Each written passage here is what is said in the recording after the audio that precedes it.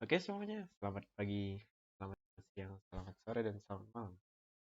Hari ini saya akan menjelaskan dan memberitahu kalian tentang jawaban saya dalam ulangan bab 1 dan ulangan bab 2, oke? Ini pada halaman 53 pada buku basis data kelas 12. Ya.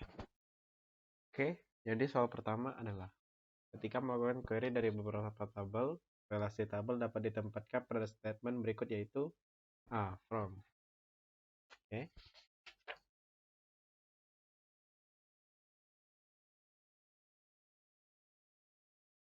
Oke, jadi digunakan karena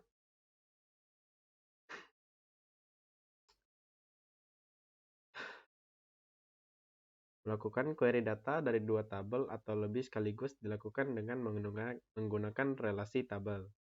Relasi tabel memungkinkan Anda menampilkan data-data yang terdapat pada kolom-kolom tabel yang berbeda.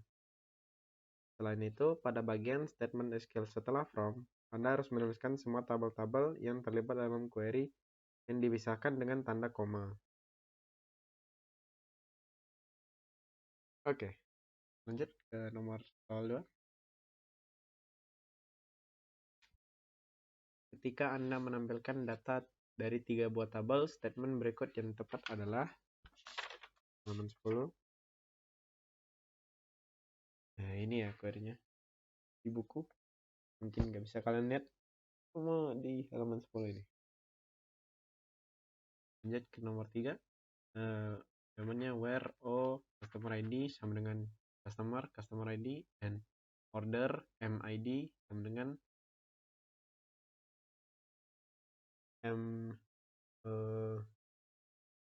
employee sama dengan employer ID.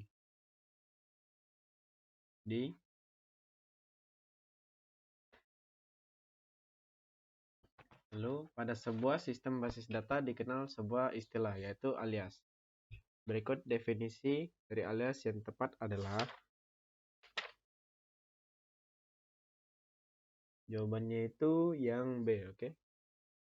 Alias untuk tabel, orders, dan customer.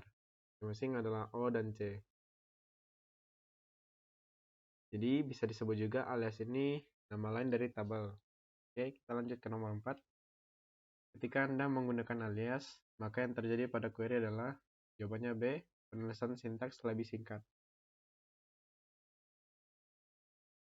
Dengan menggunakan nama alias tersebut, sintaks SQL menjadi lebih pendek dan waktu yang diperlukan untuk menuliskan sintaks menjadi lebih cepat. Maksudnya lebih singkat.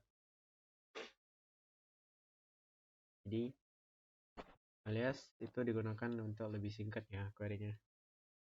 Ketika Anda menggunakan statement inner join di dalam query, data yang akan ditampilkan adalah C. Semua data yang terdapat di kedua tabel digabung. Halaman 26.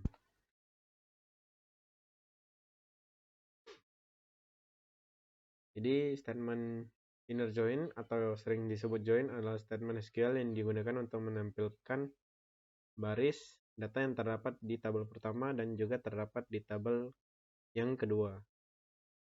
Jadi pada tabel statement join, DBMS atau Database Manager akan membandingkan data yang bersesuaian pada kedua tabel dan menggunakan kesesuaian tersebut sebagai kriteria sebuah data untuk ditampilkan atau tidak.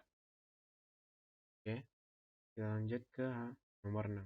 Ketika Anda menggunakan statement left outer join, data yang akan ditampilkan adalah D. Semua data yang ada di tabel pertama dan menampilkan data dari tabel kedua yang terdapat di tabel pertama. Jadi statement left outer join digunakan untuk menggabungkan data dari dua tabel untuk menyertakan semua baris dari tabel pertama dan menyertakan baris dari tabel kedua yang mempunyai nilai sama dengan baris di tabel pertama pada kolom yang digunakan sebagai parameter operasi penggabungan. Oke. Jadi dia joinnya itu dari tabel kiri.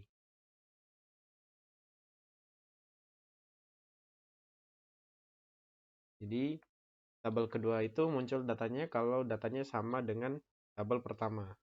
Oke. Lalu nomor 7. Sementara itu, jika Anda menggunakan statement full auto join, data yang akan ditampilkan adalah B. Semua data yang terdapat di kedua tabel yang digabung.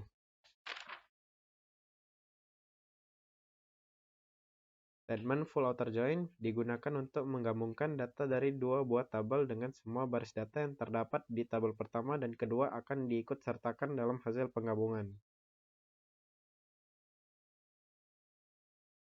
Jika baris dari salah satu tabel tidak mempunyai nilai yang sama dengan baris di tabel lain, baris tersebut akan dibiarkan bernilai 0 atau tidak ada. Nomor 8. Bentar. Berikut adalah pernyataan yang tepat tentang operasi union. Kecuali jawabannya adalah E. Menampilkan lebih banyak rekor dibandingkan union all. Jadi union ini penggabungan tabel ya.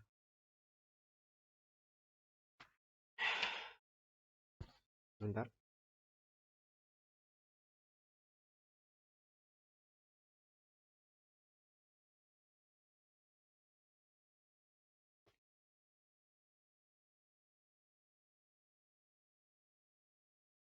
Jadi union all itu menggabungkan semua data. Sementara union kita bisa pilih tabel, ya kan? Tapi union all itu otomatis semua tabel. Jadi lebih banyak union all dibandingkan union biasa saja. Berikut adalah pernyataan yang tepat terkait query bersarang, kecuali C. Tidak dapat menggunakan statement group by. Kita bisa ketemu ini di halaman 38 dan 50. 38 dimulai bagian D melakukan query bersarang. Lalu group by-nya itu muncul di halaman 50. Jadi group by itu Anda dapat menggunakan statement group by dalam sebuah subquery tabel satu kolom. Dengan kata lain, Anda dapat melakukan perintah pengelompokan dalam sebuah subquery.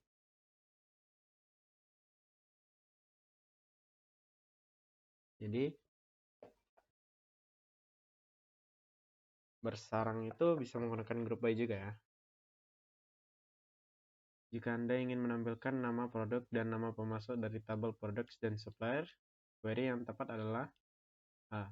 Select product name, supplier name from products, join suppliers on products, supplier ID, dengan suppliers, supplier ID. Ini select berarti memilih, ini nama produk, nama supplier, dari tabel produk, join ke suppliers. Joinnya itu, atau gabungnya itu lewat ID-nya. Oke, kita masuk ke bagian essay. Ini ada nomor 1, order ID, product name, unit price, quantity, discount, dan harga yang harus dibayar. Jadi ini kita disuruh tulis query untuk ditampilkannya. Ini query-nya. Jadi kita select order ID. Product name itu berarti ngambil dari tabel produk. Yang diambil itu nama produknya.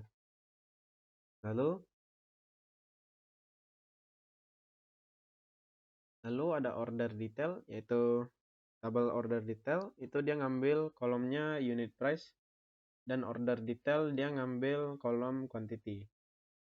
Lalu ada order detail ngambil kolom discount juga. Di sini ada order detail unit price x quantity kurang order detail unit price dikali order detail quantity dikali order detail discount, alias total bayar dari tabel order details. Nah, order details join orders on order details, jadi order ID sama dengan order ID join products, product on order details sama dengan product ID. Jadi ini kita select data-datanya, yang bagian select order ID lalu koma.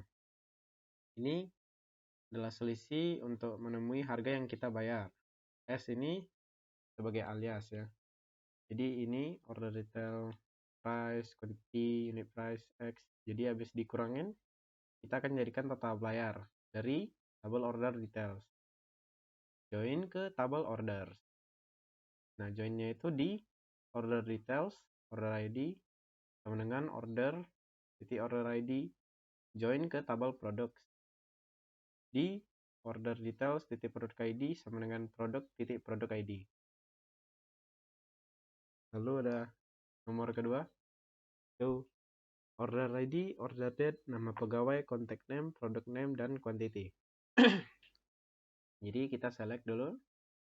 Ini nama-nama kolom yang mau kita tunjukin ya. Lalu ini ada employee first name dengan employee last name. Oke. Alias pegawai. Lalu ini ada kolom-kolomnya dari tabel orders, lalu join ke employees. Joinnya itu di employee ID. Di sini ada join customer, customer C on customer ID. Ya, kita mau tunjukin order ID dan order date dari tabel order. Namun ada datanya juga di tabel customer, order details, dan product. Di join.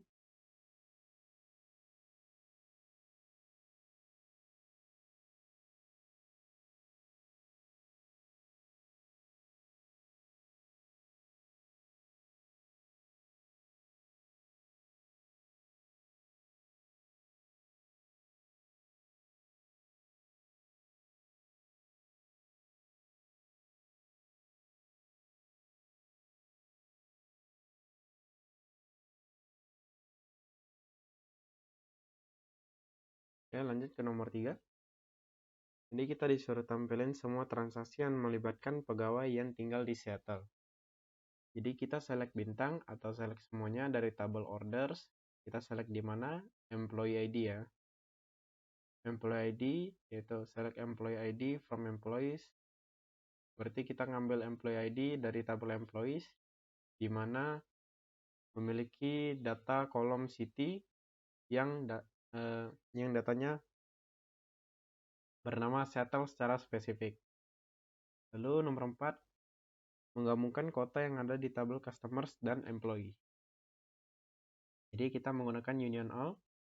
Ada select kolom city dari customers, union all, berarti union semua datanya. Ke select city from employees, jadi digabung gitu ya. Lalu nilai transaksi untuk masing-masing produk dari yang tertinggi ke terendah. Nomor 5. Ini ada pilih product name, koma, kolom kedua yang mau kita tunjukin dari tabel products. Ini urut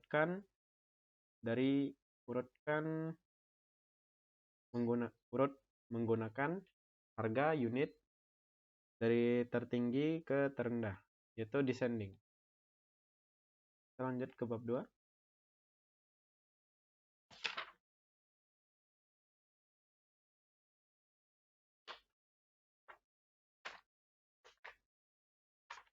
Jadi tujuan penggunaan fungsi for yang tepat adalah mengembalikan hasil pemangkatan.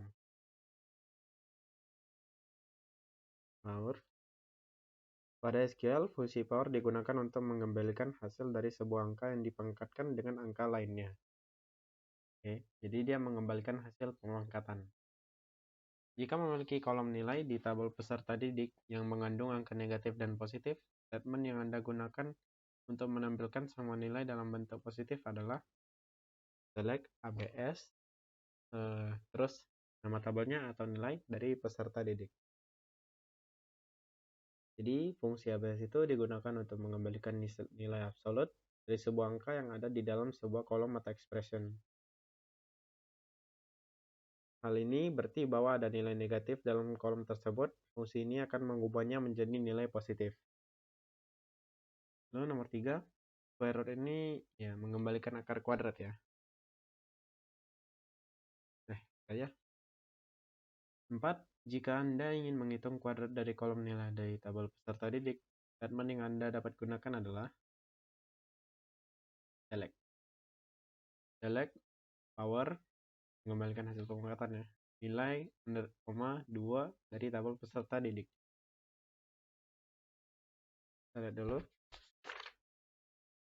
Karena kita mau menggunakan maksudnya menghitung nilai kuadrat pada kolom nilai, maka kita harus menggunakan power. Oke? Karena power fungsinya untuk mengembalikan hasil pemangkatan. Lalu berikut tujuan penggunaan fungsi mod.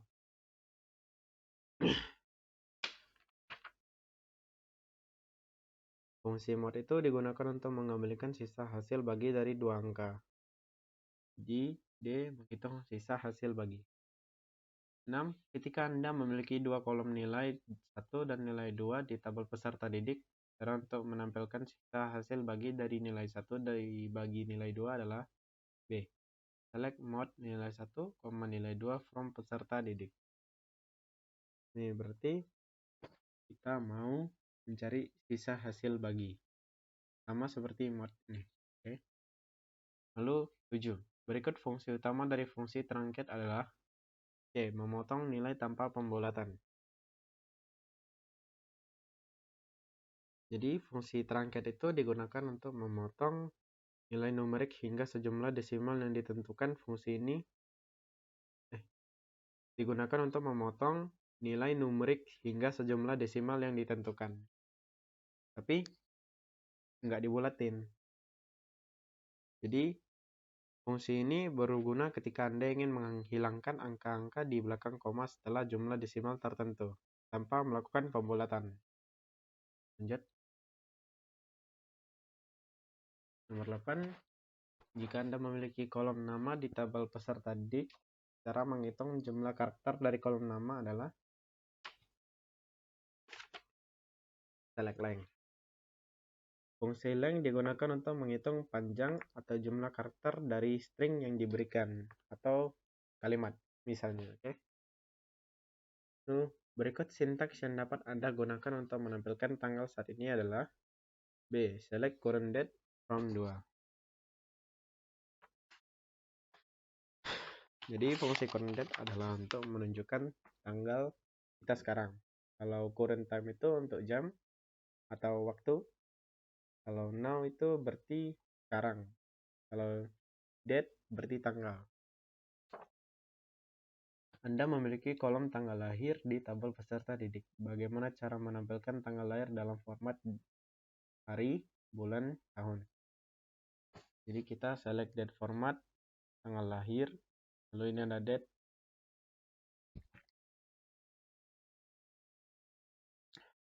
Mencari yang akhirannya date, akhiran month, dan akhiran tahun dari tabel peserta didik. Oke. Kita lanjut ke bagian esai. Ini ada maksudnya pertanyaannya. Bagaimana cara mengubah semua karakter dan dalam kolom nama menjadi huruf besar? Berikan contoh query-nya. Ini ada satu, select upper, kita jadikan kapital namanya. Upper, kolom nama dari tabel peserta didik. Jelaskan definisi fungsi ekstrak dan berikan contoh penggunaannya untuk mengekstrak bulan dari kolom tanggal lahir di tabel pegawai. Ini mengambil bagian dari nilai datetime secara tertentu. Itu adalah fungsi ekstrak. Lalu kita ekstrak bulan dari kolom tanggal lahir dan pegawai. Maksudnya kolom tanggal lahir dari tabel pegawai. Jadi kita select, pilih, ekstrak. Apa yang mau diekstrak? Kita ekstrak bulan dari tanggal lahir alias bulan. Ini bulan dalam Inggris ya. Alias bulan dari tabel pegawai. Nomor 3. Sabar minum dulu.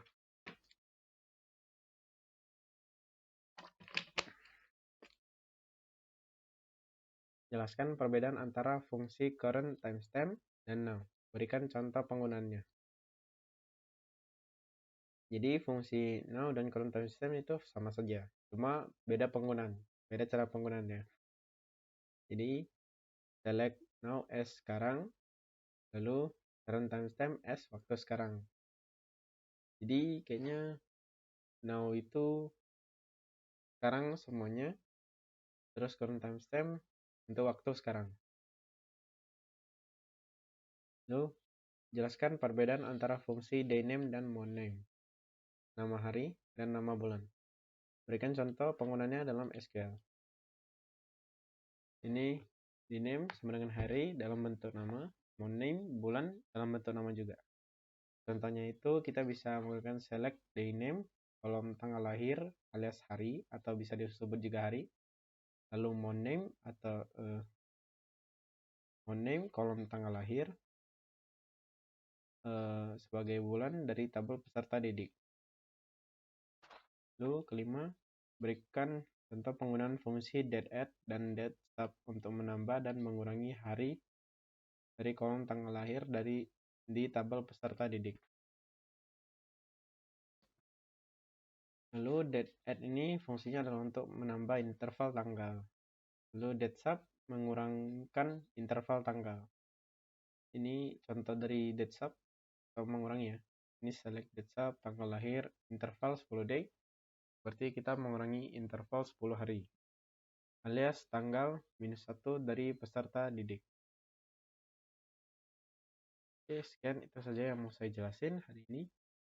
Mohon maaf jika panjang ya penjelasannya. Selamat pagi, selamat siang, selamat sore, dan selamat malam.